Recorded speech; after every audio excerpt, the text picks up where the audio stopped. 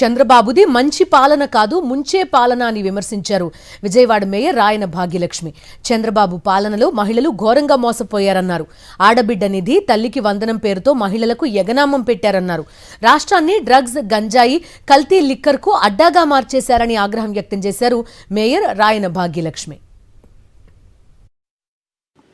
సంక్షేమం మేము ఆ రకంగా అందిస్తున్నాము, ఈ రకంగా అందిస్తున్నాము అని ఓదరగొట్టుకొని సూపర్ 6 సూపర్ హిట్ అని చెప్పుకొని మా మంచి ప్రభుత్వము, మేము మంచి ప్రభుత్వాన్ని ప్రజలకు అందిస్తున్నామని చెప్పి ఓదరగొట్టుకునే ఈ సోకాల్ నాయకులు ఇది మంచి ప్రభుత్వం కాదు ముంచే ప్రభుత్వం అని చెప్పి ప్రజలు పూర్తి స్థాయిలో, అందులో మహిళలు పూర్తి స్థాయిలో అర్థం చేసుకోవడం జరిగింది.